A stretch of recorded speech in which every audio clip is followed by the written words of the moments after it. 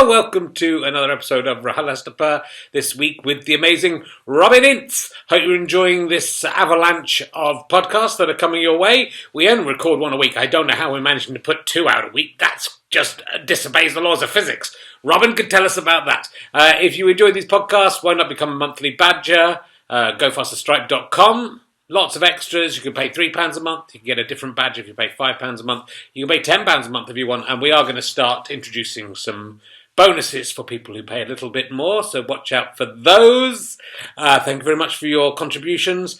GoFasterStripe.com/badges. Don't know if I mentioned that, but lots of other extras, including behind the scenes interviews and my stand-up shows and much, much more. We're also starting a run of new recordings at the Leicester Square Theatre on March the 9th, I believe it is. Yes, the day after International Women's Day, or when's International Men's Day, as it should be called, with Michael Palin.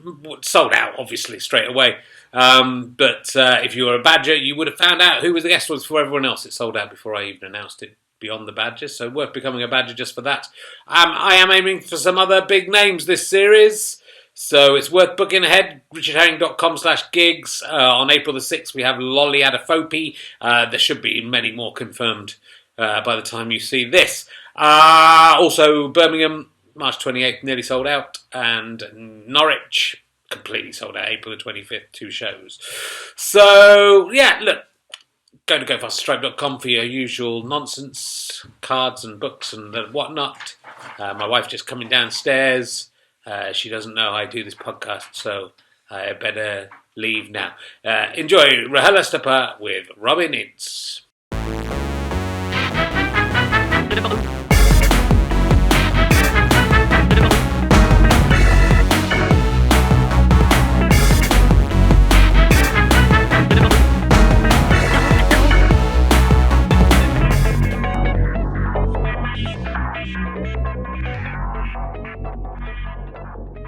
Ladies and gentlemen, welcome to the Leicester Square Theatre. Please welcome a man who is always the first with your vagina news, is Richard Herring.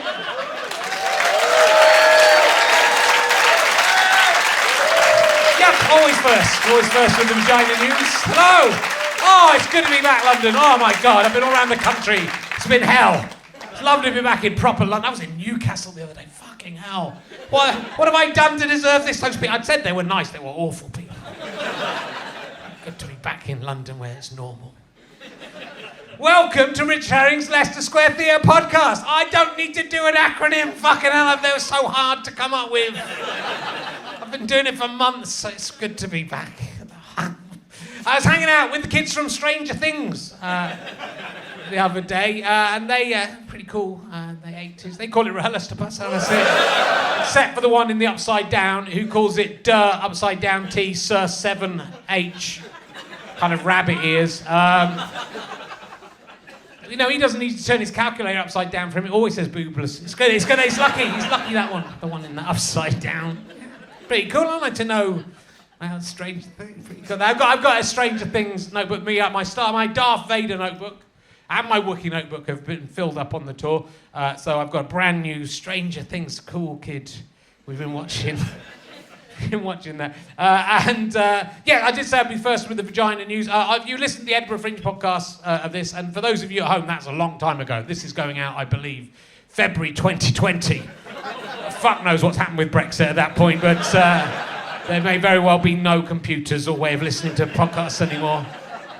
And I'll just have to go and shout this through people's letterboxes. But the New York Times has reported that women... So in Edinburgh, there was a lot of women putting ice lollies up their vaginas and etc. It's always a bad idea, was basically the gist of that 7-day run of news stories. There hasn't been one for a while. The New York Times has reported that women are putting toothpaste in their vaginas in an attempt to tighten their vaginas. And again, it doesn't work. Don't do it. Don't put anything, including penises, in your vaginas. Everything is disgusting. You've got your natural flora and fauna in there. I'm not sure there's fauna in there, but maybe there's... Don't put any fauna in there. The floor is okay. Don't disturb... The toothpaste is bad. It can... And especially if it's got the little bits in it. Don't put that in, because that'll... Unbelievable that I have to be the one to tell people this is Deborah Francis White's job. Also, the New York Times reports that men are rubbing toothpaste on their penises in the hope that they'll make their erections last longer and make them better lovemaking. It sort of as a Viagra. I think, like, you know, is Colgate going down the pan or something? Is it just sort of trying to sell some extra toothpaste? Don't put toothpaste on your penises either. It's the same basic deal. I mean, it does improve the fauna of your penis. It's cleaning it a bit, at least, which most men need to do. But again, it can cause abrasions. It doesn't make your penis any better at having, or worse at having sex. It might be a little bit like when you use that mint shower gel. You know what I mean? You know what I'm talking about, mate. So if there's no one around, stick a bit of toothpaste on, see how that goes. But... the other news, as we recorded, was the marathon. It's not the world record officially, but Eliud Kipchoge, I don't know how you say his name, but he's good at running, has done the first under 2-hour marathon. But I was sort of wondering, I like running, and I wondered, he ran pretty quickly, and I wondered how long, if I started a marathon with him, I could keep up with him. And I'm not sure it's one pace.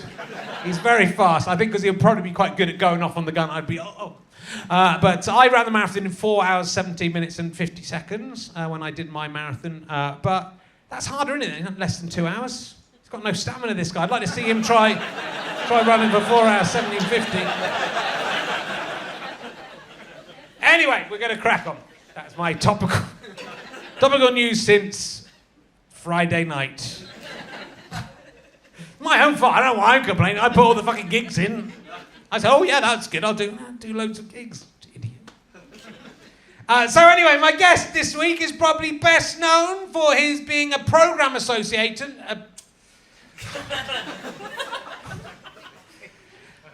Just retake it. No one will know. My guest this week is probably best known for being a programme associate on What's the Problem with Anne Robinson? Ladies and gentlemen, that's why we're here, isn't it? It's Robin Ince, ladies and gentlemen. Robin Ince. Hello, welcome. Sit down. There's a microphone somewhere. I was tucked into the side there. I haven't thought of that show for a very, very long time. I don't know if anyone remembers that there was a show called What's the Problem with Anne Robinson? The reviews wrote themselves, but there was... It was, Marcus Brigstock was on it, and it was meant to be a kind of chattish show, and one of my favourite things that ever happened, it was very, very hard to get guests. And one day, in the office, the production office, the guest booker just shouted across the room, well, that's a no from Bruno Brooks. So that gives you some idea. I loved your opening there. Reminded me as you were talking about your toothpaste and the vagina things, because I was in the Notting Hill Book Exchange this afternoon saying I was just going off to do this, and my friend who works there goes, it's funny about Richard Herring because I always think, oh, he's quite highbrow, and then I listened to his show. So, so well done, Luke. You were correct again. I can be very highbrow. I might talk to you about it later. I think it depends on the guest. So lowbrow today, obviously. But I feel I'm quite Zelig on this. I mean, I know in your book you talked about Zelig, so let's talk about it now. But I feel I'm quite good at adapting to whoever my guest is. So I think, although that first bit, that's the real me, just obsessed with it. But I'm just wanting to help women with their vaginas. It's the only way I'm allowed to help out now. My wife's made that quite clear. So I think I'm quite good at adapting. So we get different types of people in, and then I do a different kind of interview. I got academics on this series, and you. I know some. Yeah. I sit next to academics quite often and do. interrupt them at the wrong times, Yes. according to some social media. It was interesting when you were talking before in your warm-up. You were talking a little bit about the idea that when you're 50 and you're no longer of any interest to women. Yeah. And of course, in some ways, I still am, because they always want to ask what Brian Cox is like. But also the. Because I've never been at any form of Lothario, and as you were talking about that, it reminded me there used to be a lovely comedy club. I don't think it exists anymore in London, called Comedy Camp. Did you ever do it? I think so. It was kind of it was like a LGBT friendly kind of club. And I'm not friendly to those people. So I'm more than friendly. But there was Covered it both ways there. Now I've infuriated everyone. You have really encapsulated the full Zelig there. But there was I think this kind of sums me up in some ways, which was the first night I ever played it. Afterwards, the compere, Simon Happily, came up to me and he went, "Oh, that went well, didn't it? And those lesbians, they liked you. All those lesbians from Essex, they liked you." And then the comedian Gina Ryan went, "Of course they liked him. He's so non-threatening." And I thought that's probably what I've been aiming for my whole life and achieved. Yes. Well, Don't feel a level of threat. If I look like I'm going to in any way be a threat, just suddenly point towards a bookshelf and ooh. Some women are turned on by fusty academics. So, I've just looked at Seymour Mace's notes. I was about to say your dad was a gold miner in South Africa. Yeah. Was he? Yeah. Okay, good. I never knew that about you. So I've been reading and listening a combination, a very 21st century to your book. I'm a Joke and So Are You. And I've actually mentioned it on so many of the recent podcasts. I thought, you know what, I should probably get Robin on to talk about it because he'll be better at it than me. But it's a very... Let's find out. Let's find out. It's very... if you're into comedy, which the people who listen to this generally are, it's a very... I think it's a must... Love that laugh there. We're not really here for the really, comedy. There's something far more avant-garde that's going on here. I think it's a must-read. It's a must-read or must-listen for the comedy fan. It's an interesting exploration because often these books about the mind of the comedian are written from a non-comedian perspective. Well, it's quite a few. I mean, there's not that much, and the stuff that I have read in the past, like some of the kind of more academic books, will always give you this. I remember, actually, William Cook wrote a book, Hard Bloody Hard, Comedians Talking, which I think you probably interviewed weren't you? But back in the early 90s. And which I don't mean as an insult, like things haven't really turned out, but a lot of the other people on the cover doing well in America. And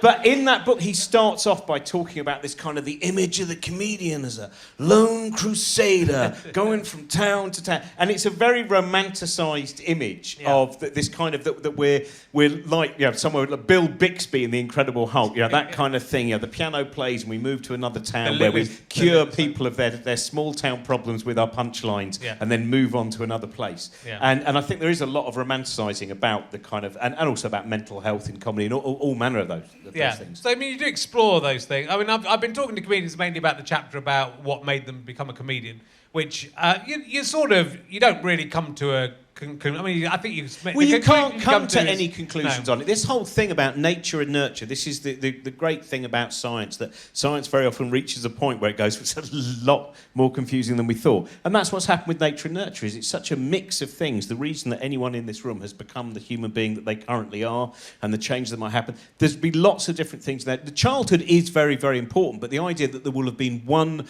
particular event involving a dachshund and a sparkler that led to them then, becoming the person they are now is unlikely. Yeah. Oh, but you talk about people do say there's a lot of adopted comedians. There's a lot of comedians who've lost a parent.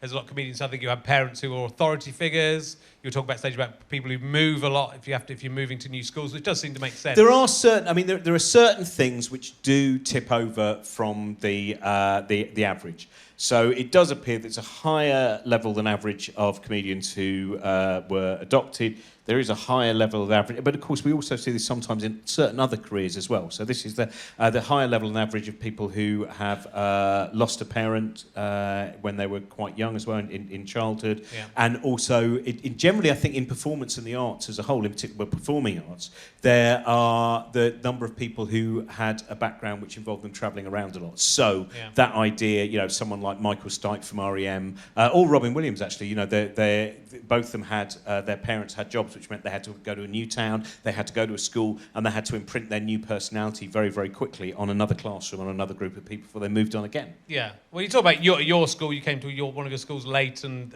everyone sort of decided you were the latecomer. But I think I was already fucked by then. Right. So that was, it's an interesting thing, isn't it, which is, because I know that there's always a danger of all of this being psychobabble. And I also think there's another issue, which is we may well find things in our life which we can blame for what we might see as our shortcomings or our faults, whatever it might be.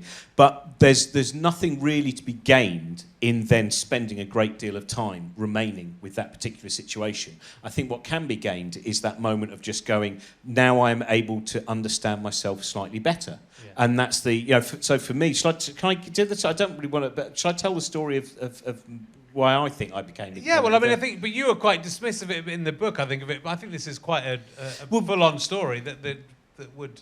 It's an odd story because it's one of those things which is when you get to 50 years old and you are looking back at something and it's so 47 years ago, and I think this is one of the most difficult things for people, especially when people go into therapy and things like that, or when people avoid therapy, all those things, which is there is something inside us that goes, oh, for heaven's sake, I was just a little child. It doesn't matter. Everything's changed and everything's moved on. But of course, in those early years, in the years where your brain is developing at such an incredible speed, and all of those different neural connections are being made, that those sometimes major events, those things that are called flashbulb memories which are so strong that they really are almost as if they're burnt into that part of your memory. Though equally, of course, there is another problem with there's this one of the problems. If you do a lot of programs with scientists, you can't just say one thing. You have to then give the footnotes as well, explaining that there are other thoughts as well. And if you think of the paper that came out of the University of Illinois, for instance, that did throw some cold water on this idea, though equal, etc. But I'll just give you the basic fucking thing, right? Which is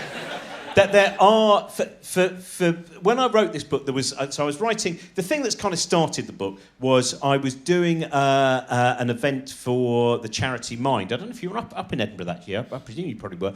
There was a show called Cheaper Than Therapy, and I happened to be doing that, and it was with Eddie Pepitone. Have you had Eddie on this? No. Eddie's so great American comedian. And he... halfway through the show, we were doing the show for Mind, and we found out that Robin Williams had taken his life, and then the next day I was kind of looking at all of the newspapers and the social media, and I thought a lot of it was very mundane, and it'd gone down a very, very kind of cliched route of, oh, well, of course, he was a clown, so that's what happens. Clowns are born, something happens, then they make people happy for a while, then they realise how sad they are, then they die. And it was all turned into that, and of course, that whole story, there is far more in it than just that cheesy narrative that's like an old Athena postcard. And so anyway, I started to think, the different situations that people get in, and there are quite a few. Eddie Izzard would be, I suppose, the most well-known example of someone who, lost a parent at a very early age, and now talks about it a great deal. The older he becomes, I think it almost feels as if he's, he often says all of those different events that when he runs 26 marathons in 26 days, whatever it is, all of that stuff comes from the fact that he almost believes if he does these incredible things, will his mother come back, right? And that's become a major part of his kind of story. So anyway, as I was writing all these different narratives of people, I also then started to think about, there's one part of my life, there's one thing that happened, and I think that might, and then when I write it, and then I get rid of it, and the editor went, you don't have to be embarrassed by this. And I went, okay. And I really hated putting it in the book, and then I've had a lot of reactions since. So basically what happened, just before I was 3 years old, I was in a car with my mum driving in the front, and myself and my slightly older sister in the back. And halfway through the journey, it was only a very, very short journey home, another car smashed into us. It was on the wrong side of the road, it was speeding, smashed into us, and my sister was slightly slightly hurt. She had her head was slightly cut open, and my mum was in the front seat, and she was absolutely... You couldn't see that any damage had happened. But I had this is the flashbulb memory bit, which is so weird, because it just always stays there, is I looked at my mum and just saw this still photo, which of course I would never have seen anything, even in sleep, there's some movement, and I turned to my sister and said, why is Mummy's eyes closed? And which really sticks to it, it's such a strange thing. And then my mum was in a coma for quite a while. And then when she came out of the coma, there were also various issues as well from the damage. And there's various things that I don't talk about in the book, because there's also the collateral damage thing where you just think this is... sometimes other people are involved and other people are still alive. My mum's not still alive, other people.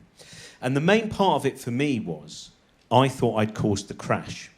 So as 2 weeks off being 3 years old, I was down by the passenger seat of the car, and I was rummaging around for my toy machine gun, because I had this brilliant toy, it was brilliant, it was a black plastic one with a little handle at the side, I don't know if you had one, and it did a proper rat-tat-tat and everything, it was so brilliant. And I was rummaging around as the other car hit it, and of course, when you're a small child, if you do something and something across the room suddenly falls over or catches fire or whatever, you go, oh my God, I did that. There's a kind of belief that...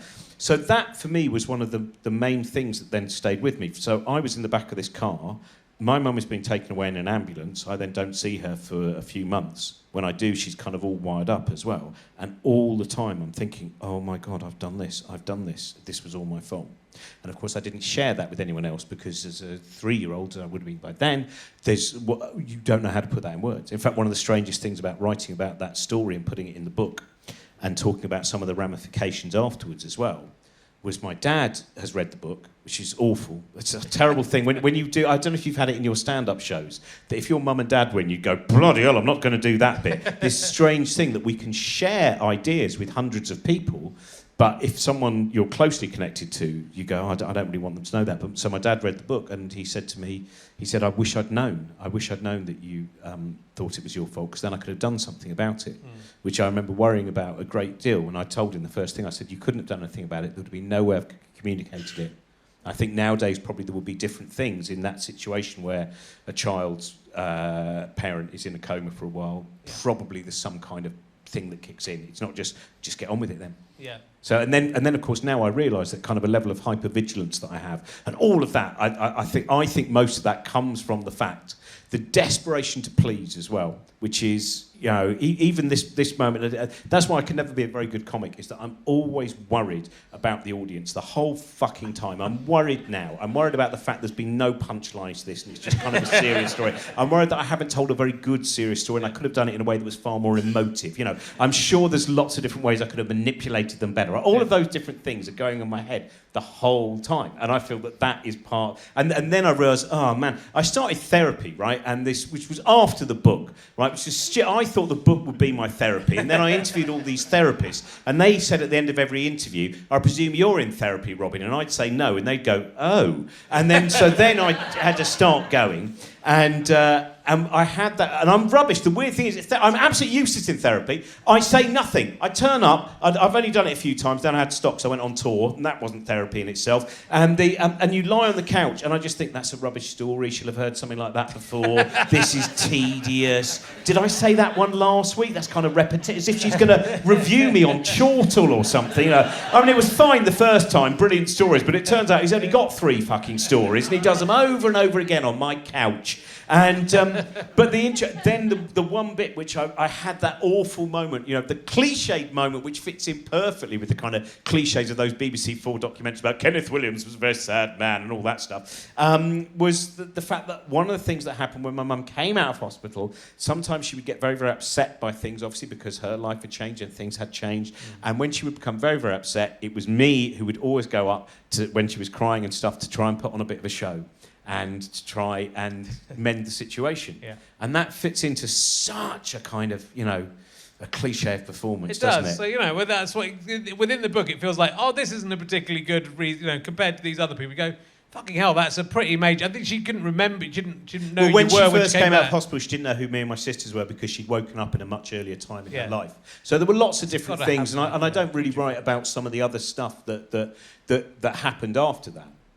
Because it was a very difficult time, but of course, as a little child, you're generally shielded from it. You just get the little kind of, you know, the background hum of the disorder that is suddenly there. Yeah, but I mean, I sort of think, why did I become a comedian? You know, obviously, my dad was the headmaster of my school. I did that whole show about that, but I, in the end, I think it's mainly because I just liked people who made me laugh, and I liked making people laugh because it predates all the school stuff. You know, my love of comedy goes right back to the beginning, really. Yeah, you have the kind of innate show-off gene. Yeah, definitely. Yeah.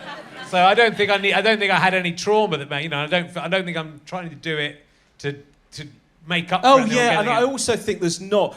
To be honest, it's not a sob story either, or any of that shit. No. It really is. I just think it's interesting when you go, because Jenny Eclair's point I thought was great, which is Jenny Eclair said she had a brilliant childhood. She had such a brilliant childhood that the reason she does stand up is to try and create all the brilliant moments and all of the fun she had. Yeah. So for a lot, I mean, Ross Noble, when I asked him about, he won't have any of it. But I think, you know, again, the main thing is, to me, it wasn't just about comedians. It was about everyone. Yeah. It's about why everyone, you know, why we become the human beings we become is a really important thing, I think, to understand. If you're struggling with who you are, to be able to kind of just, and not to blame things. It's not like you then blame it, it's that you understand it. Yeah, yeah. But I mean, and people are looking at comedians going, oh, they want them to sort of be depressed, they want them to be tragic. You know, if a comedian's depressed, it's more in juxtaposition to what you're expecting them to be. So if you see someone looking grumpy on the tube and then tweet about it, looking fat and grumpy, I don't know who I'm thinking of, then then that's you expect them to be jovial or funny, or not necessarily that one, but you expect them to be funny all the time. So if you see them not smiling, then oh my God, I saw a comedian and he wasn't doing jokes all the time. Well, that's what I love about Jason Manford's point about he almost regrets the kind of comic that he is. He said, because if someone goes up to him and goes, hello, Jimmy, and Jimmy Carr just goes, that's enough. Yeah. Because that's his kind of personality on forever. Yeah. And whereas Jason Manford, because he's this avuncular figure, people go, I went up to Jason Manford, I went, hey, Jason, great fan of you. And he went, oh, thanks, mate. Didn't invite me in for tea, wasn't in any way, so that. But there is I think in the book, I can't remember if it made it into the edit, but there's a story, Kenneth Williams, a friend of mine, Peter, who knew Kenneth Williams, and Kenneth Williams to me is the archetypal documentary that people love making about the private pain of Kenneth Williams. Yeah. And my friend Peter will quite often ring me up and give me different stories of when a documentary's gone out and say things that have been wrong. Like he says, people always go, of course, Kenneth Williams wouldn't allow anyone to use his toilet. He was a terribly fastidious man. He wouldn't allow anyone to use his toilet. And Peter went, I used his toilet on loads of occasions. He said, you could use his toilet. He said, the only people he wouldn't allow to use his toilet were people who were beginning to bore him. So there would literally be these moments that you go, oh, Kenneth, of course, another thing. I think, oh, by the way, can I just go and use your toilet? Oh, no, you can't use my poo. You have to go outside, right? And then once they went outside, he'd lock the door, and when they came back, he'd pretend to be asleep. So there's a different... and I think that's one of the problems, which is when the narratives are done on a lot of these kind of different groups of people, we stop that idea that we are a multitude. In fact, the most recent biography of Robin Williams, which is very well written, but the thing that annoyed me about it was every single page eventually goes, of course, things were going very well for Robin, but he was still sad. And you go, well, I bet he wasn't... That idea of a kind of... For most people, that there is not a perpetual... Max Wall talked about that. He said, who's happy all the time? It would be insane to be happy all the time. You can be happy as Larry for 10 minutes, and then the next moment something can suddenly take you down, and then suddenly you can be tremendously morose as well. Those things, that's what part of being human is. We know comics who are miserable as sin. We know lots of avuncular comics on stage who are absolute fucking arseholes off stage, and that you always have to lie when people ask you because you don't want to spoil it for them. Oh, have you worked with that man? Oh, yes, I have. What's he like? Super fun. And, not all of the most famous Northern comics are.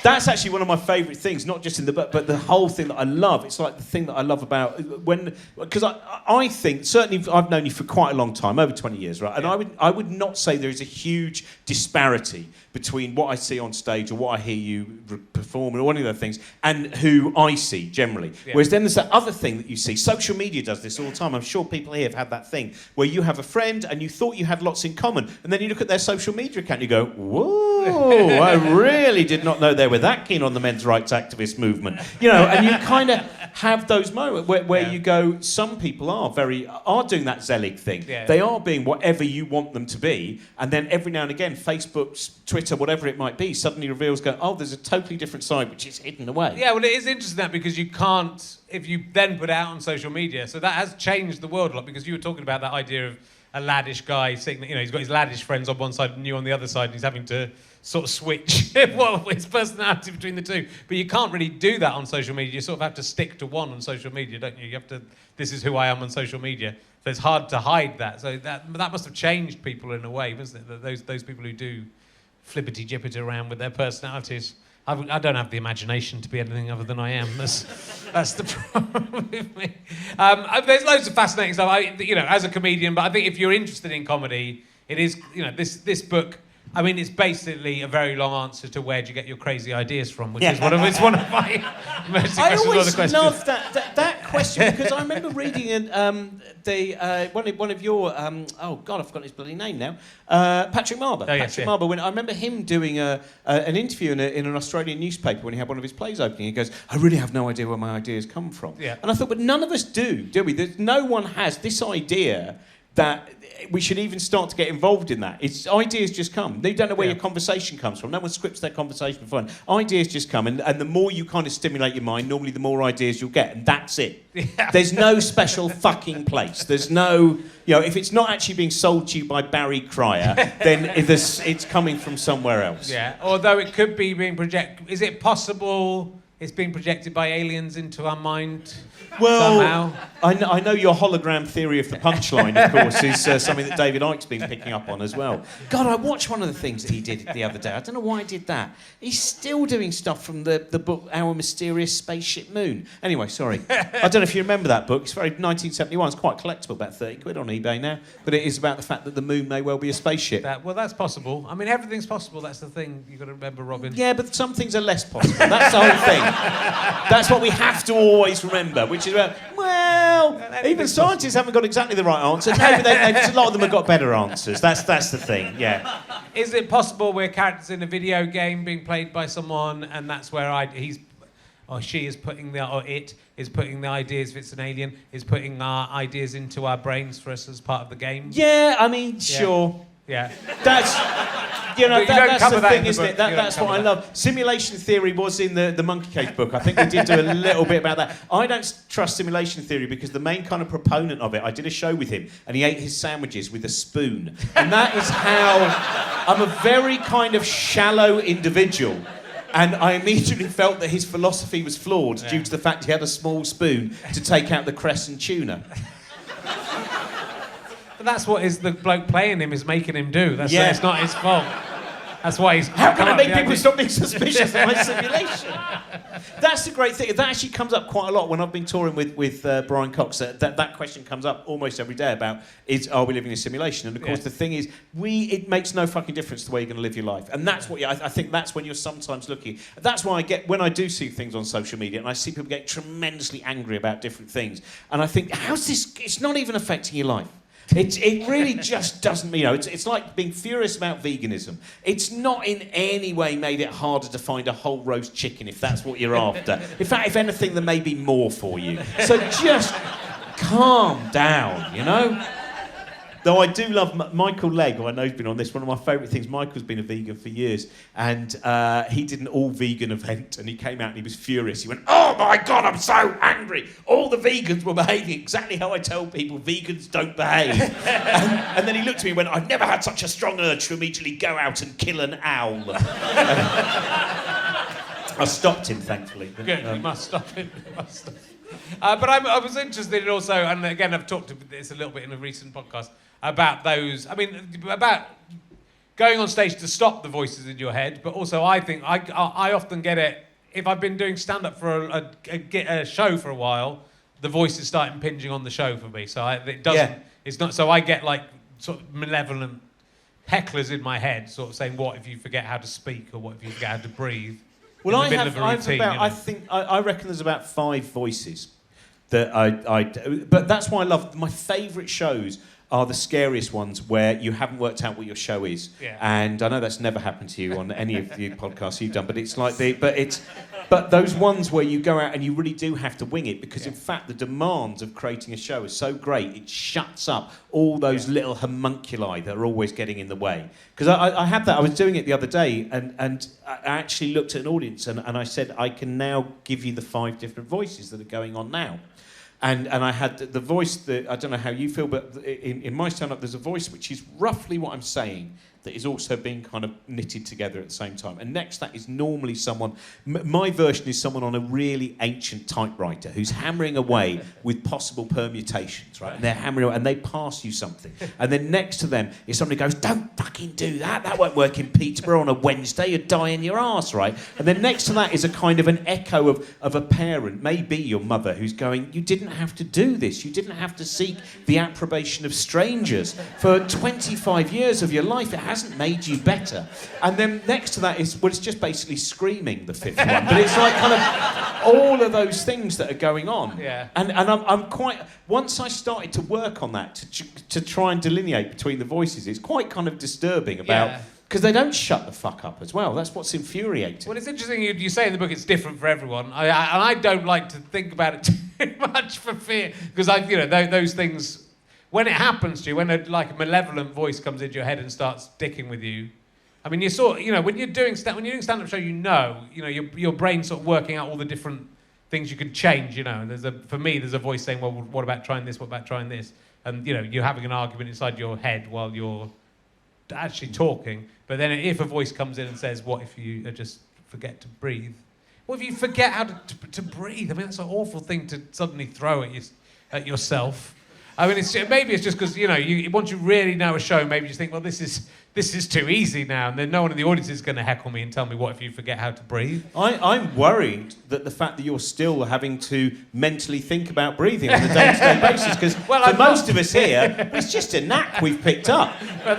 We're thoughtless breathers. I'm not thinking about it, but then if a voice tells me to start thinking about it, or if but you that's not what the voice is actually saying. What if you suddenly decide to hold your breath and hold your nose really tightly in front of all those people, which is a separate issue? I suppose. But if you forget how to speak, it's just like it's sort of trying to trip you up. It doesn't happen all that often to me, but I guess, I don't know, I just think God, those are really weird. I wish I'd interviewed you now for the book. But I've never had anything like that. My things are always things like, I've often, before going on stage, I think one of the things about the kind of anxiety imagination is that if you have a naturally kind of anxious bent about you, then sometimes you go, I finally dealt with that anxiety.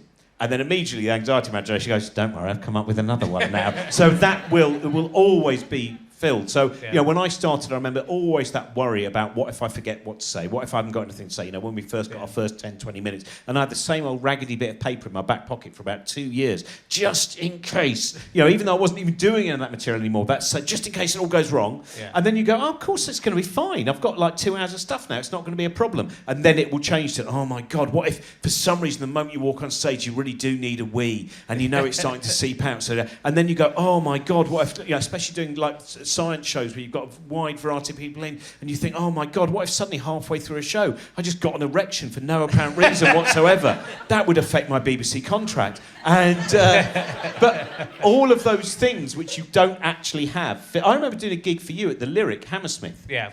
And for some reason, I'd gone through this thing where I started to get worried, more and more worried about the fact, what if I suddenly needed a wee on stage? Yeah. So I started to wear a duffel coat on stage, because that would be absorbent enough. Insane, isn't it? I mean, you'd have to piss upwards a bit, though. You'd have to sort of... Yeah. I'd already used a selection of sellotape and gaffer tape to create the positioning, But that kind of thing, where once you get that in your mind, even though you go, well, when have, we've all had periods of time where we've really busted for a wee and we've been able to wait an hour and a half. The idea that you've had a wee 10 minutes beforehand, but now there's some reserve wee that has saved itself for the Lyric Hammersmith. It's interesting. I do have lots of thoughts like that off stage, but I don't really. Then they mainly go when I'm on stage. But you talk about that it's almost you're in a position where you're in control, and you this is a place where you can leave all that behind, and you can Seymour Mace, who was my last guest, I think he feels very comfortable on stage, and it's the only place he feels that he can be happy in himself, and then all the time off stage is fairly unhappy, I think. Yeah, I think that's also where the danger is, because that bit where if you're going on stage and if you are being funny or wry or whatever it is, and people are looking and going, wow, that person's really great, aren't they? And they don't realise about all of the... I think that's why sometimes the disparity between, comedians and their partners, sometimes their partners, I think, can be very annoyed at the fact that they'll see someone go, hey, you're really great, and I really loved your stuff that was so humane. Oh, fucking hell, his humane stuff. Have you seen the state he's left the house in? Have you seen all of those other sides? So that bit, that this noble version of you, the edgy, noble comedy version of you, as opposed to the fuckwit that lives at home and fails on so many levels as a human being. But you have to remember that for an hour and a half a night, I really am the most perfect human being, apart from when I played, obviously, Exeter. And and so that's why I have to be an arsehole for the rest of my time. Yeah. And I think there are people like that as well. There are people who definitely, across the arts, there are people who go, well, of course I'm an arsehole, because I create beautiful things. There's no fucking room for that, Which reminds me, I must get rid of more Morrissey records.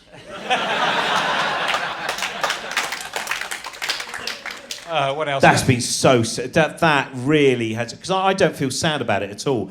Every time you get a certain person where you go, oh, it turns out they're an absolute fucking dick, I just go more shelf space. I really find, there are times where I just go, oh, imagine if you'd been a bigger fan of Bill Cosby, there'd be a room free now. There's that kind of thing where. And I know there's a different battle, but people do sometimes go, oh, no, but there's the human being and there's the art. And I think very often the two are too close together for me. I think for comedy especially, and music and comedy probably, you're buying into the person as much as what they're doing, aren't you? So yeah. If the person turns out to be just reprehensible or just far away from, Morrissey's just so far away from what any of his fans, certainly in the 80s would have been. Maybe some of them have grown with him to be very proud of their country. Yeah. Very proud of their country when it was 1961 and starred Rita Tushingham. That's the only time where... It is strange, but I find that strange. As we're getting older, I find that strange. You sort of start to see some of your friends start to go a bit crazy and change in those ways and become more right-wing or just more paranoid. There's a lot of... You see a lot of... Certainly the comedians, I think, who... maybe took quite a lot of drugs in their 20s, have become much more paranoid and into conspiracy theories and that sort of thing in a way you wouldn't have ever expected them to. Also, is it because we've reached an age where we have to blame something else if we haven't got what we wanted? Yeah. So, you remember when you were kind of, those lovely times when you're 14, 15 years old and you're all having a sleepover and you kind of lie in beds and in sleeping bags to, oh, do you know something I really want to do? And I'm going to do this and I'm going to do that. And, I'm going to be a comedian, whatever it's going to be. And then once you're 50, the possibilities of your dreams are far less likely for a lot of people. Yeah. And so you have to find someone to blame. And with Morrissey, it turns out it's everyone who's not him. Yeah. Which, Well, I think that's true, but maybe it's especially for men, white men, they've never lived a life, they've never had a real point where they haven't had everything they wanted. And I think getting old, suddenly that power starts to ebb a little bit. And you aren't, women aren't interested in you anymore, and people aren't as interested in you as they were, and so you do start to blame other people. I think a lot of comedians are very self-centered and maybe you have to be a very successful comedian. You have to just be so focused on yourself and your job. Well, my mediocrity has very much been down to my altruism. Is it? Yeah. But one works harder than you. I mean, as I get older, I think I want to spend more time with my family.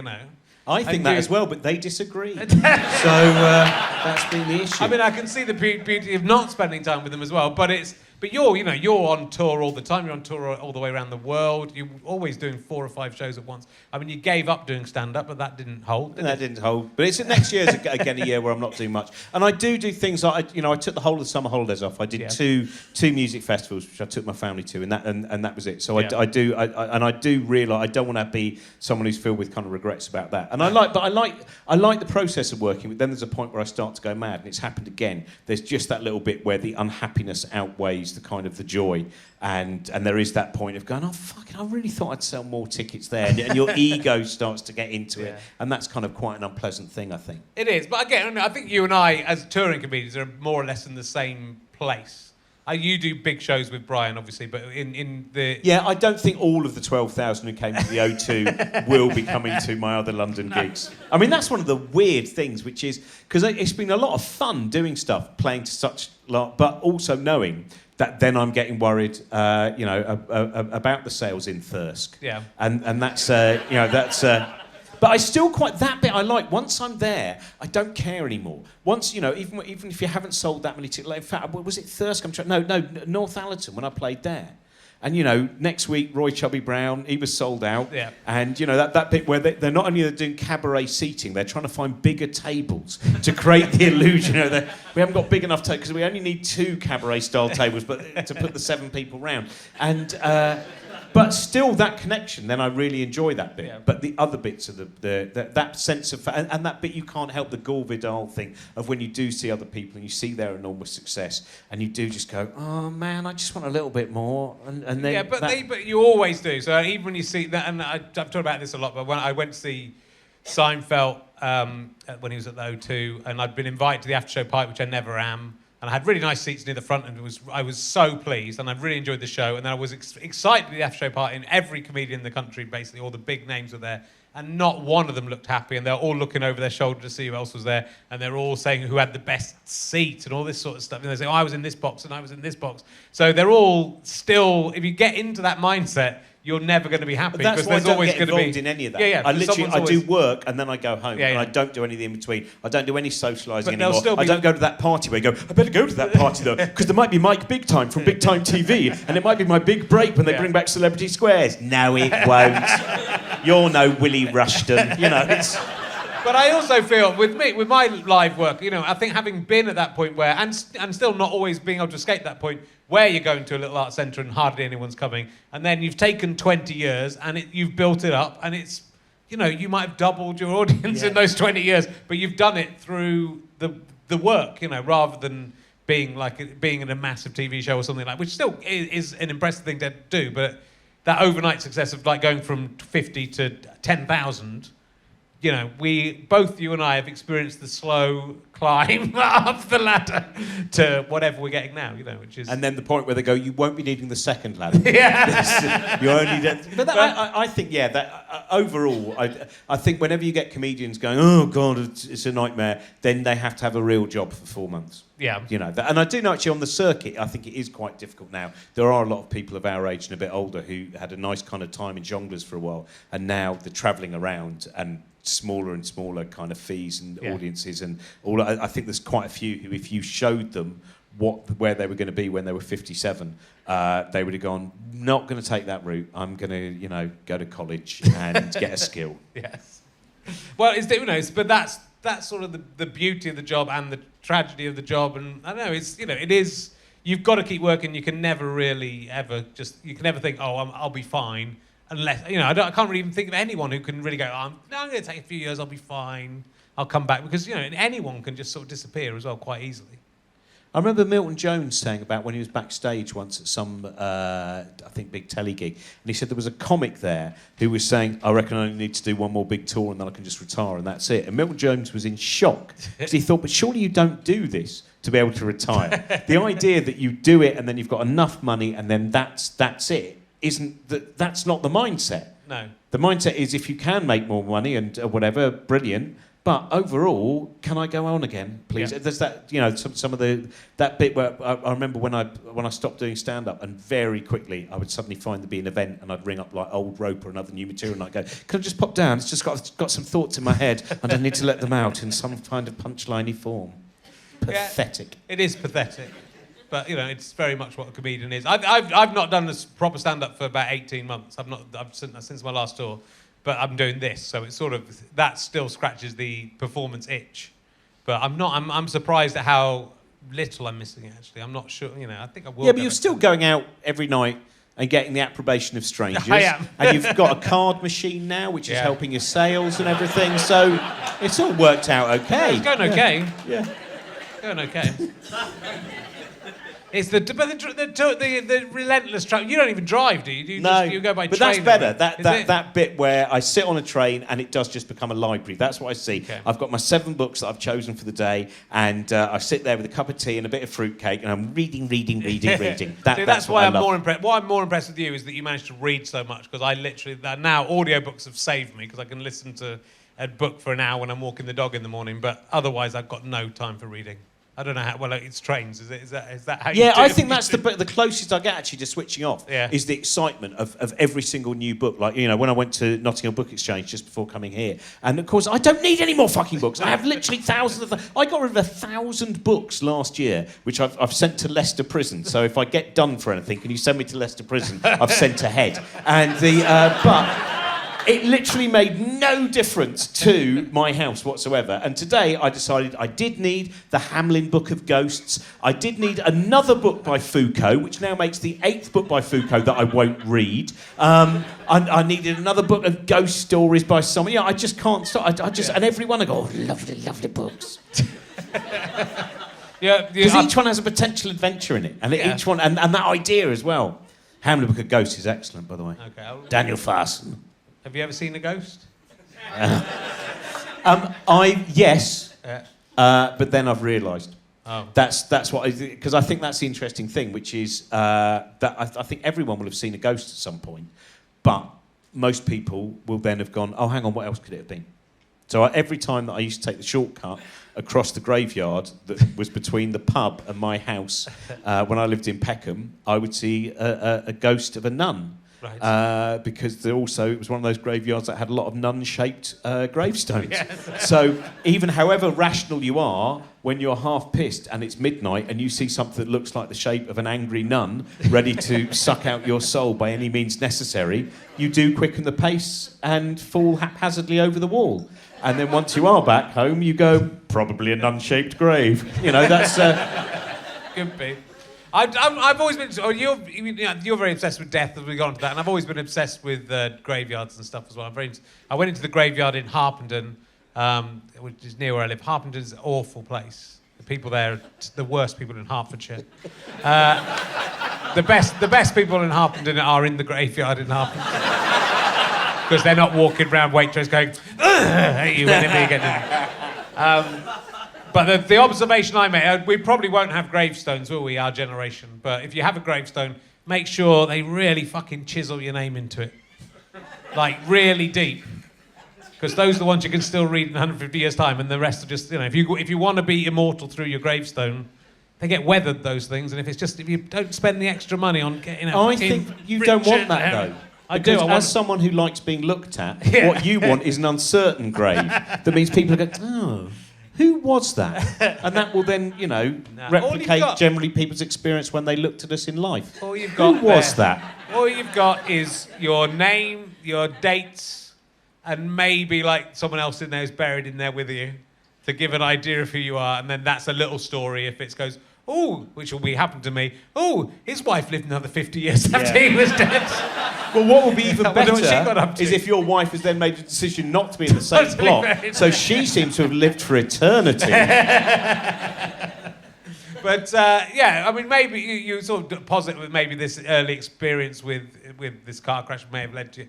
I think you'd have been obsessed with death anyway. I think the death obsession it's one of those things that I've always, I love. It's the whole horror movie thing and all of that. I mean, because I think that's for our generation, two of the core obsessions were the goodies and trying to be able to stay up late enough to watch horror double bill shows on the BBC, because of all of that. And I still love, I've got less worried about death since having a child, because I think that for a period of time I got worried that if I died, how that might affect my child in terms of psychologically. They become a comedian. Yeah, exactly, and then the vicious cycle continues. But I find all of those things like I love old Peter Cushing films and Christopher Lee films and all of those different things that play around with different and all the Edgar Allan Poe adaptations. And there's a lovely death story about Peter Cushing, which is one of my favourite, which is because what I loved about I think that's why I became obsessed with horror.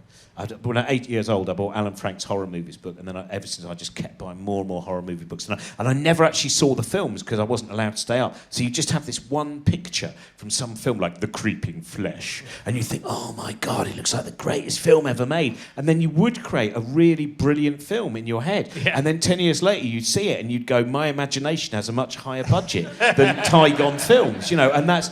But what I loved about, and I still love about those, I'm doing, there's a lovely horror movie festival I'm doing quite soon called Abertoir in Aberystwyth. And they've got Gary Sherman there, who directed a brilliant film called Deathline, which remains one of my favourite films, which is the one where basically there's a cannibal who lives in Russell Square Station whose only language is, mind the doors, mind the doors, mind the doors! It's great, there's a lot of range. And...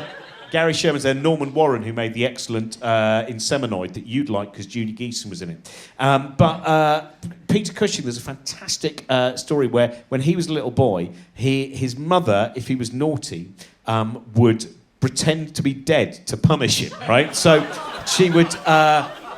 So he said, it's in his, I think the first volume of his autobiography, Past Forgetting, he said, if I was naughty, and I often was, then my mother would start to sing a song, and the song would go, I'm going to go away, I'm going across the sea, I'm going to go away. And I'd go, please don't, Mummy, please don't die, I promise to be good. But of course then I'd be naughty again. And then she'd just sit in a chair being dead. And then he said, my brother would come in and go, don't be so silly, Pete, you know she's not dead. Go on, kick her, shove her. But I couldn't because it was Mummy. And then... one day when she was being particularly dead, I was so upset and I had a piece of bread and jam and I shoved it in her face and she never did it again. And I love, those... I love the otherworldliness of those. I think that's part of it. Not merely the otherworldliness of Edgar Allan Poe and Bram Stoker and Mary Shelley and all those people, but the otherworldliness of those actors. Like Ernest Thesiger. Ernest Thesiger is one that I absolutely love. Who here's seen Bride of Frankenstein? Has anyone seen Bride of Frankenstein? It's an absolute fucking classic. Like James Whale. And Ernest Thesiger was, like a lot of the actors who worked with James Whale, they were not really very camp as well. They were gay. And so when you watch these films, you would see this kind of eccentricity. And Ernest Thesiger plays Dr. Pretorius, who's the one who says, have a gin, it's my only weakness. Have a cigar, they're my only weakness. Wonderful kind of chiselled face, very, very thin face, rather, very bony face. And he was at the Somme as well. He fought in the Somme. And someone once said, they said, Ernest Thesiger, you were at the Somme. So, what was the experience like? And he went, oh, the noise. And the people. And I think those are the things. I think those really did form the person that I am. Yeah. Came out of that bit of going. And I think that's the struggle we have, isn't it? Which is when you're young in particular, you're so desperate to try and fit in and find your place. Not everyone, but most of us are. And then there is a certain point where all of those niche weirdo influences, you go, do you know what? Fuck it. I'm just going to be this thing. And that's what I find quite sometimes sad and worrying. But when I've done events about the book and other stuff, and quite often there are kids in there who would have been roughly the kind of kid that I was. And that bit of when I got a mother coming up to me at a lovely festival called Also Festival, and she went, thank you very much for that and what you said. He's realised by seeing a man of your age doing it on stage that maybe things will be all right. And I think, that we go, I just saw someone who's, I think, weirder than me, Mum. And apparently he's made a living from it. That's... Yes. Yes, well, you do show your weirdness, and certainly in this book there's some interesting weird stuff about anxieties. I used to have a routine about once I had the kids about that sort of impulse to kill your own children, which you talk about, which is there to stop you killing your own children, supposedly. But well, it's not really an impulse. If you have had an impulse, well, just the idea. Lie back a little further, Richard. Let's begin this.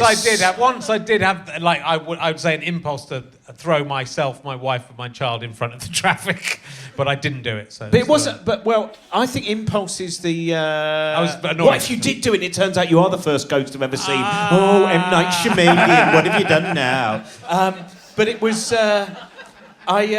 That's the important thing. I apologise for... I always get worried about this. It's like, I wrote about this. It feels cheap. It feels like being a Des O'Connor thing. But I wrote... One of the reasons that I wrote the book also was that I did... actually, there was a lovely thing where someone came up to me. You know those bits after shows where just make you feel happy that you did the show? A man came up to me in Nottingham and went, I'm very annoyed with you. And I said, oh, sorry, what have I done? He went, well, I spent my whole life believing that I'm quite weird, but I've just sat and watched your show with your audience and I've realised we're all bloody weird, which means I'm quite normal, which is disappointing. So, but that was on the night that I talked about these impulsive thoughts, these thoughts that we have where, and the classic example is where you're holding a baby and you suddenly imagine throwing the baby down the stairs or out the window. And then... and I remember the first time talking about that on stage thinking, there is still a possibility that the whole audience go, no, none of us of this really is, this is... and then when you find out that and sometimes other dark thoughts as well, they're very strange thoughts, and sometimes there may well be sexual thoughts, very taboo thoughts. All of them they're the equivalent of a public service information film. So for everyone here who's imagined throwing, a baby down the stairs, well, when I say everyone here who's imagined it, and the moment they imagined it, gone, oh my God, not everyone here who's imagined it and gone, that's a different thing, right? But what that is actually meaning you're far less likely to commit those things, steering the car directly into traffic, because your brain makes up a film where it goes, you are holding a baby. Remember, when holding a baby, don't throw it down the stairs. And but it's delivered in such a quick way that it shocks you, and you think you may well want to actually do that. Yeah. And I remember having a guy came up to me, a bloke who's about in his early 20s, and he went, "Oh God, thanks very much for telling that story. My sister had a baby, and every time I've been asked to hold the baby, I get really scared because I imagine throwing the baby out of the window. Yeah. And now I found out that that's not actually well, I hope it wasn't. I didn't read anything in the local paper, but he then found out, that it was normal. And that, I think, is part of the fun of comedy, is because it is this kind of very, low art and whatever you want to call it, and that is where the potency can sometimes be. It's just, some woman or some man standing on stage saying lots of different thoughts that they kind of formulate and turn into a show, and sometimes that can mean that people do go, "Oh, thank fuck for that, I'm not as weird as I thought I was," or "Thank fuck for that, I'm not as weird as him," or whatever it might be. All of those things I think are really useful. Yeah, well, it's that little release valve and safety valve within a society, just to laugh at things sometimes. But then I've seen you talk about this on Twitter recently. It's in the book as well, of course, about that you can't joke about anything anymore, God, can we, yeah. Robin? You're not allowed now because of political correctness. We can't joke about anything.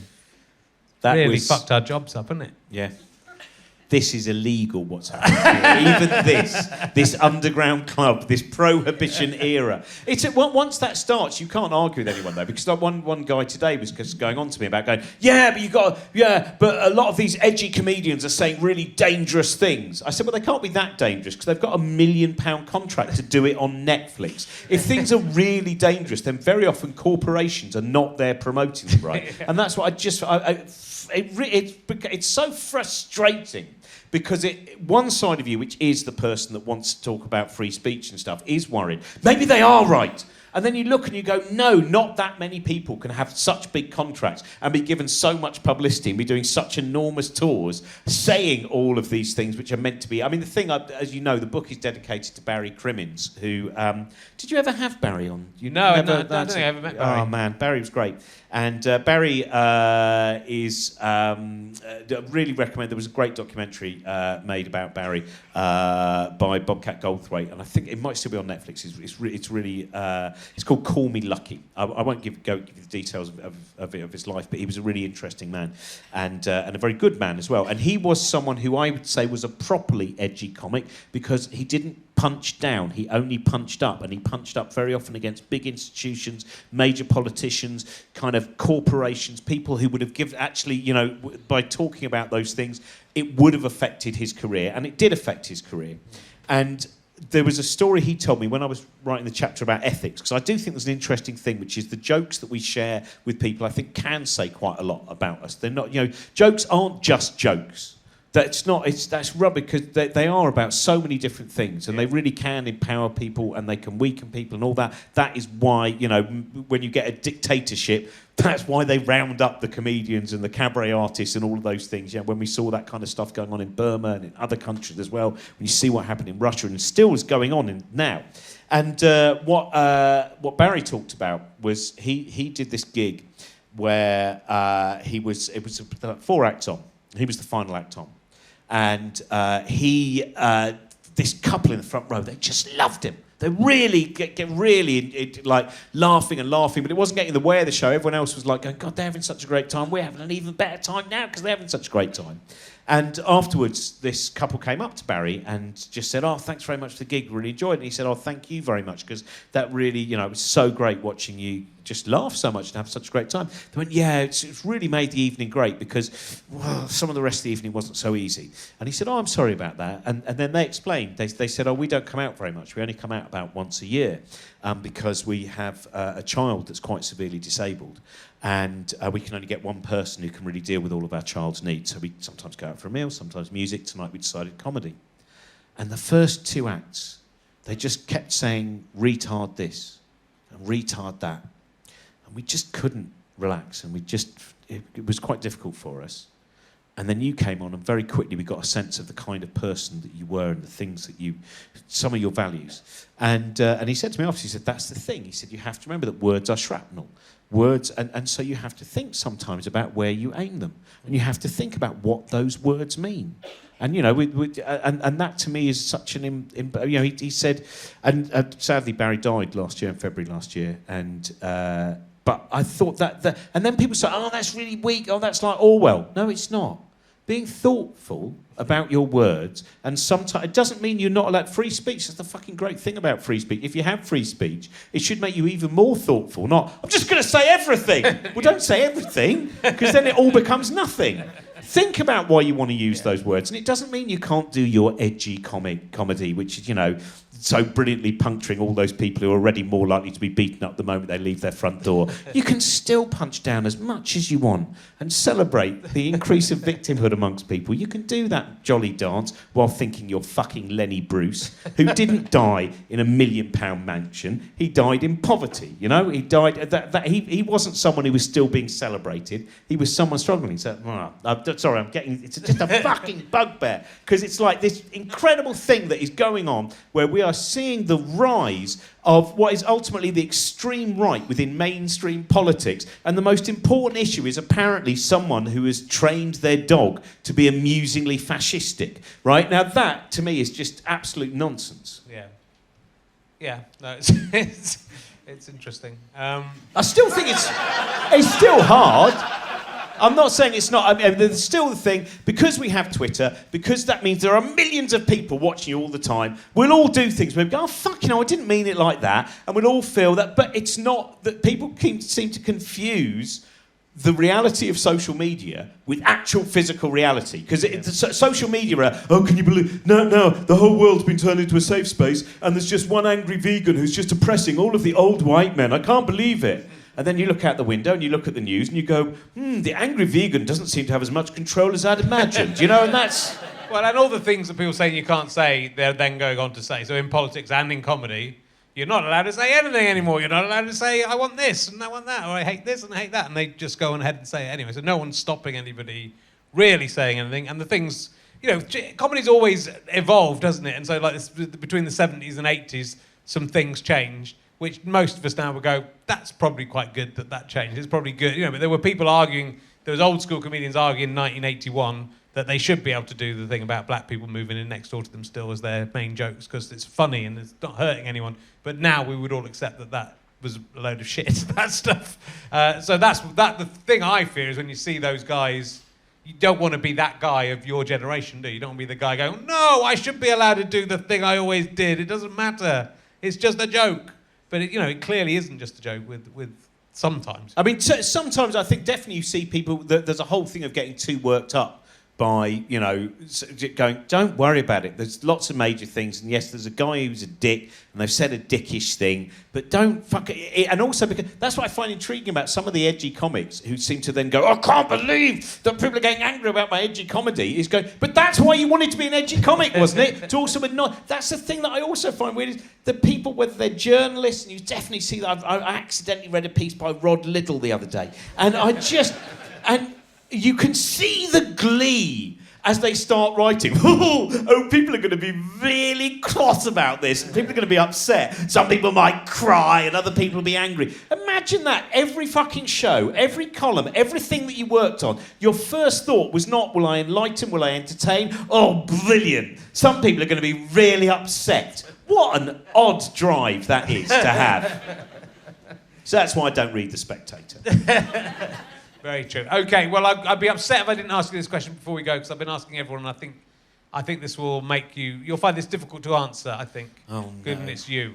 If you could have one item from any art gallery or museum in the world and you're allowed to keep it, any one item from any museum, it could be an artifact, it could be a work of art or anything, which one thing do you take home with you and keep from every museum in the world?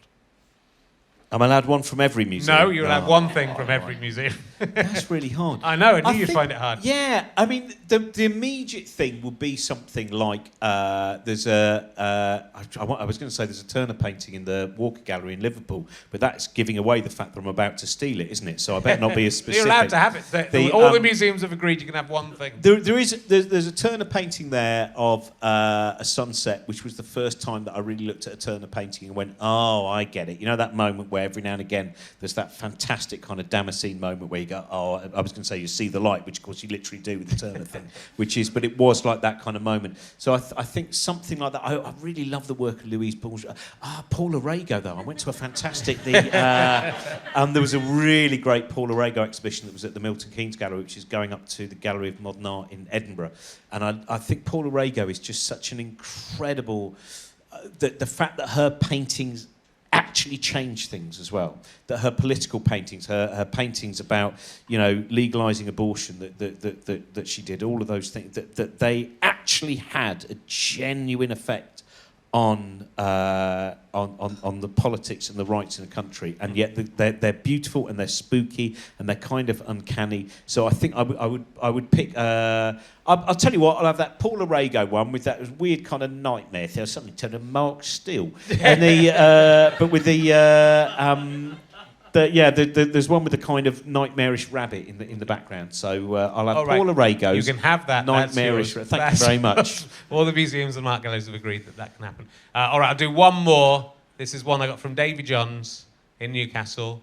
Now this is, you can't have got into the lift with them, but who is the most famous person you've been in a lift with, that you've got into a lift and that famous person's been in a lift? Oh, man. I don't know. I normally take the stairs because for health reasons. Who's the most famous person you've crossed on the stairs? Yeah, who would that be? I didn't quite get into a lift with them, but I remember John Malkovich on an escalator was pretty good. Okay, that's good. There was John Malkovich on an escalator in Green Park, because he really does have, there are certain performers which the level of their charisma is potent. There really is a kind of like, the ether of their majesty just hovering around them. And I think, John Malkovich really had that. So John Malkovich down escalator, Piccadilly line. No, I was on the same escalator. You're on the same line. Yeah. You're behind or ahead of him? I was slightly behind. Okay. Yeah. That's nice. He does a very good audiobook of Breakfast of Champions by Kurt Vonnegut, and the best thing is just him describing the pictures. He goes, and there is a picture of a vagina. A hairy beaver. I've not heard that. That sounds great. It's very good having John Malkovich read that to you. My number one talking book has generally remained Johnny Cash reading the New Testament, which is fantastic, and it's about 40 hours long, obviously, and it's that. But I think John Malkovich reading Breakfast of Champions. And how did you find reading your own book back? Was that an easy thing to do? Or? Well, there were some weird things. I found out the editor had put in a couple of jokes. And there was one where I was a little bit kind of... and it was my own fault, because what happened was that I was so difficult, because I wrote a book that was way too long, and I didn't want to lose anything, and I didn't want to put that new bit in they suggested would be a better idea, and blah, blah, blah. And so that was a weird thing. And the producer said he could tell that the bits where I didn't really want to, bits that had been put in under duress. Right. So I'd kind of be there reading, going, and then there was an incredible thing, and of course at that particular moment when Eddie has explored this idea, and then there's an idea by, and then there's something, so that was it, yeah. So reading about Jung's dream about doing a big poo on Basel Cathedral I was cock-hoop and happy. Yeah. Reading the Elizabeth Kubler-Ross stuff about the stage of grieving, less. So. Okay. That's interesting to know. Well, it's a fantastic book if you're interested in comedy and just in ways people's brains work, which we didn't really get into. There's lots of. Oh yeah, there was. We didn't really get into it. I got worried actually because I've been quite worried doing this tonight, and it was like not beforehand but just now, because I kept thinking I know this story, and I get really worried about doing that because it feels like a cheat. So it's like, whereas last time I hadn't done this before, so I could do all my impressions and stuff, and we'll do them backstage. Yeah, I'll do them loudly. Yeah, that'll be yeah. If anyone wants to watch them, they can come in the dressing room. It was, I mean, the most fun of doing that, but I now has been doing events about it afterwards, and actually then finding out the different things that people have found in it, and finding the different kind of neuroses that people have, and finding that bit of, because it's that whole thing of we all want to in some ways be useful, don't we? And that bit where you actually find someone goes, oh good. My book has both sold and occasionally been useful as well. And it's been really interesting, because that's what I find, the moment you open up this conversation, because quite often people only want, like we didn't talk about the death stuff, but I found it very interesting that sometimes people just want to say something to you that acknowledges that they've lost someone. They don't want to take up much of your time, whatever, but because you've talked about it on stage, they'll then go, or in the book, or whatever it might be, they'll say, oh, thanks very much, I had this thing. Like, there was an amazing one where, in Nottingham, actually, where a man came up to me before a show, and he just said, I wasn't going to come here tonight, because it was my mum's funeral today, but then I suddenly thought, I fancy a laugh. So no pressure, and that. But I've always because my friend Rebecca, who I interviewed for this book, who had done some Rebecca Payton, who if any of you do want to, if any of you are ever having any, with kind of grieving and things like that, and I know you'll have had Carrie Lloyd on, and Griefcast is such an incredible podcast as well, but. And Rebecca's done that as well, but Rebecca's stuff about grieving, because she lost both her dad when she was 6 years old, and her sister was murdered when she was in her 30s. And so much of her life has been dealing with different ideas of trying to understand her own grief and stuff. And there was an incredible thing that she said. She did this show called Sometimes I Laugh Like My Sister, which she wrote with a friend of hers, which was really about her grieving the loss of her sister. And when I was chatting to her for the book, at one point she said, when I performed it for the first time, I suddenly worked out who had written it. And she chatted to her co-writer when she walked off. She went, I've just known who wrote the book.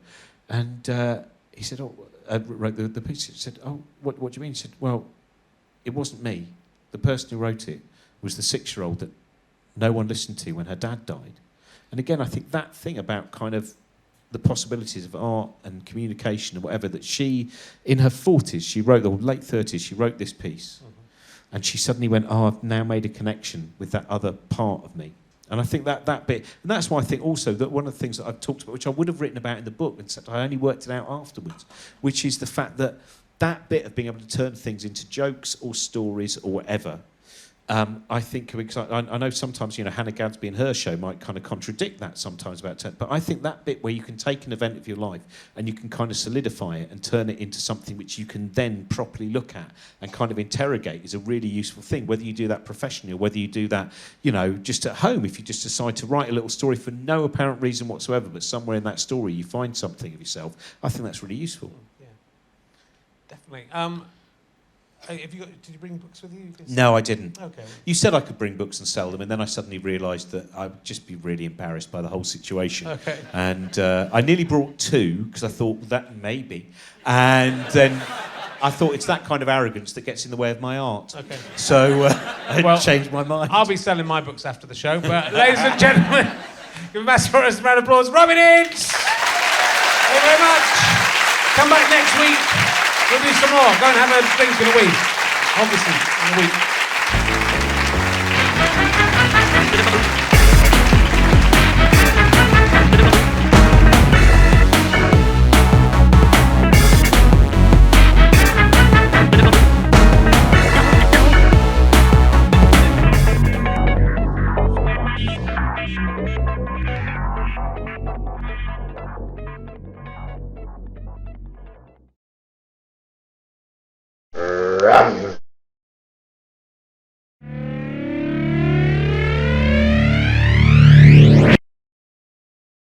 How'd you like them sky potatoes?